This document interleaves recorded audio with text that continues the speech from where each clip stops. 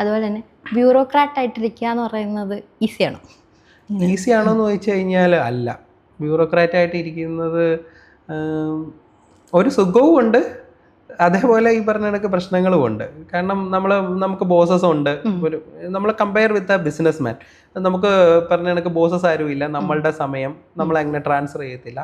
പക്ഷെ ബിസിനസ് മാന് അയാളുടേതായിട്ടുള്ള ഒരുപാട് ടെൻഷനുണ്ട് അല്ലേ. ഇപ്പം ബ്യൂറോക്രാറ്റ്സിന് എന്ന് പറയുമ്പോഴത്തേക്ക് ഇനി എങ്ങനെയൊക്കെ പോയാലും ഗവൺമെന്റ് ശമ്പളം തരുമെന്ന് ചെറിയൊരു സോവറിൻ ഗ്യാരണ്ടി ഉണ്ടല്ലോ. ബിസിനസ് മാനെ സംബന്ധിച്ചിടത്തോളം അയാൾ എപ്പോഴും അതിനെ unless it is so established, പുള്ളിക്കാരൻ അതിന് വേണ്ടി സ്ട്രൈവ് ചെയ്തുകൊണ്ടിരിക്കണം, എസ്റ്റാബ്ലിഷ്ഡ് ആകണം, അങ്ങനത്തെ കാര്യങ്ങളുണ്ട്. But doesn't mean that bureaucrat ആകുമ്പോഴത്തേക്ക് അങ്ങനെ ചെയ്തുകൂടാ, പെർഫെക്ഷനിലോട്ട് അതായത് സ്ട്രൈവ് ചെയ്തുകൂടാ, അങ്ങനെയൊന്നും അല്ല. ബ്യൂറോക്രാറ്റ്സും സ്ട്രൈവ് ചെയ്യുന്നുണ്ട്, പക്ഷേ മോണിറ്ററി ബെനിഫിറ്റ്സ് ഒന്നുമില്ല. നമ്മളുടെ ഒരു പേഴ്സണൽ ആംബിഷൻ അല്ലെങ്കിൽ ഒരു ഡെവലപ്മെന്റ്, നമ്മുടെ